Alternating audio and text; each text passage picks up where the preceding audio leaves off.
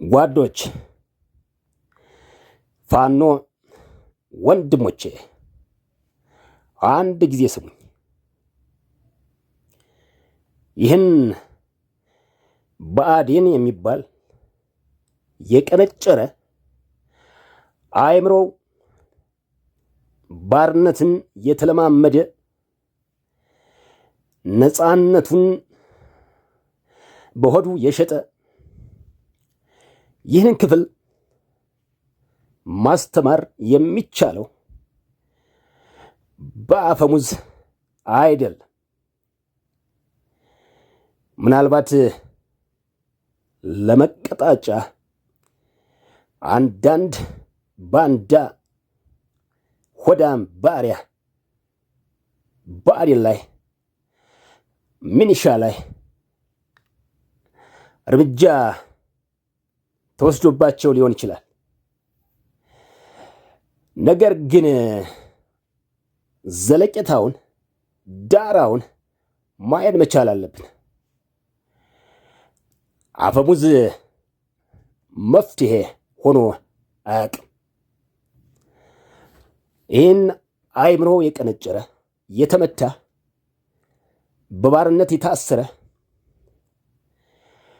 በነፃነት ወጥቼ ሰርቼ ቤተሰቦቼን ሀገሬን እጠቅማለሁ፣ አስተዳድራለሁ፣ ነፃ ሕዝብ ነኝ የሚል አእምሮ የለውም።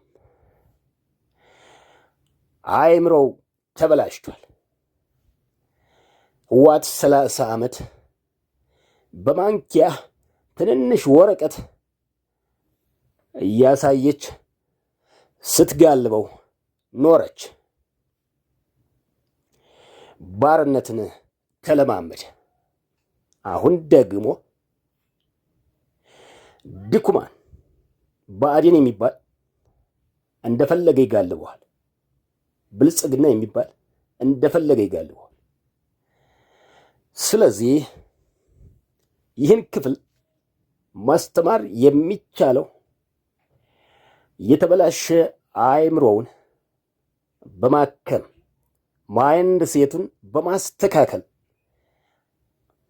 እንጂ በአፈሙዝ ይህን ጥማማ ክፍል ይህን አእምሮው የቀነጨረ ክፍል በፍጹም በአፈሙዝ ማስተማር አይቻልም። ስለዚህ ፋኖ ወንድሞቼ ደሞስ በአፈሙዝ ስንቱን ገሎ ማስተማር ይቻላል? በፍጹም አይቻልም። ደሞስ የኛው ህዝብ አይደል እንዴ? ይህ ህዝብ በኢኮኖሚ የቀነጨረ ህዝብ ነው። ባርነትን የለመደ ህዝብ ነው። ስለዚህ ልጆችን ምን አበላ